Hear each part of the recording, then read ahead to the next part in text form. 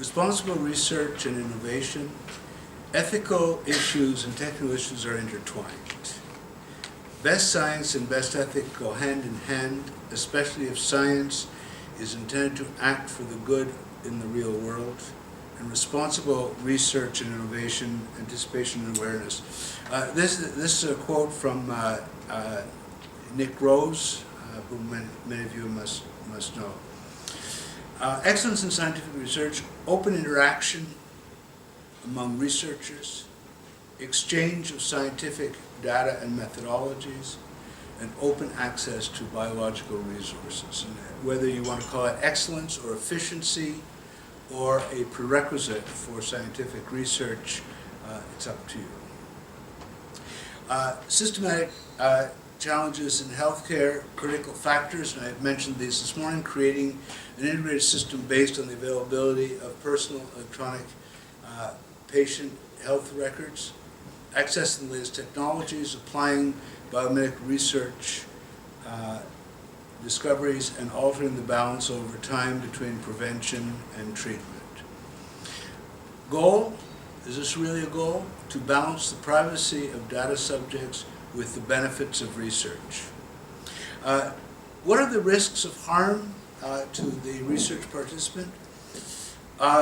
Often comes not so much from their participation in research, but from other activities such as hospital data keeping, private sector genome studies, etc., which allows some genomic data associated with identifying characteristics of the individual to become accessible to the malign or the malignant data miner.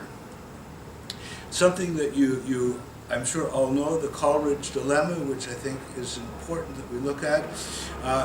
When change is easy, the need for it cannot be foreseen.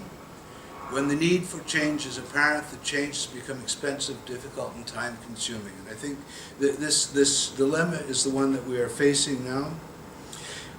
This is a quote from George Church, which you probably know: the best way to predict the future is to change it, to create it. If we look at stakeholder participation, I think this is when we're starting to talk about governance. There are sort of three aspects. One is the normative. Those affected have the right to participate in the process. Instrumental, if you have stakeholder participation with a proper governance structure, reduces conflicts, increases trust, and paves the way for new innovation. And the substantive argument, participation from the users leads to improvement and further innovation. Question. How people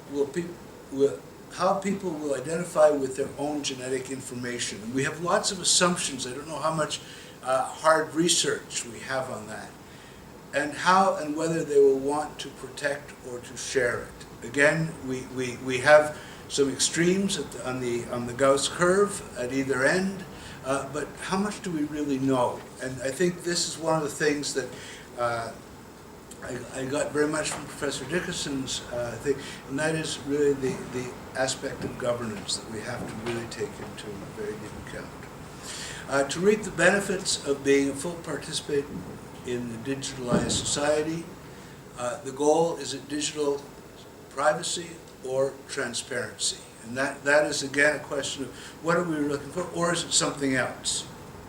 The goal, to find an appropriate balance between privacy protection, helpful, honest, and open consent. The question I again asked this morning, is it possible to imagine, create, and dynamically sustain a governance approach which ensures the legitimate and dynamic imperatives and goals of all involved can be achieved? And finally, I am we. And I was sort of thinking, if I were a South African and I had grown up with Ubuntu, how would I look at this question?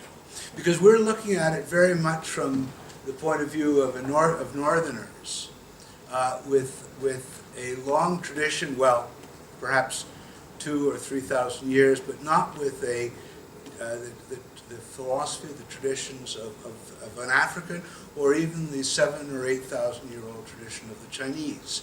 So we have a very fixed point of view, and I think it behooves us when we look at these questions to to look at it with different eyes. And that, Margaret, is as quick as I can be. Thank you.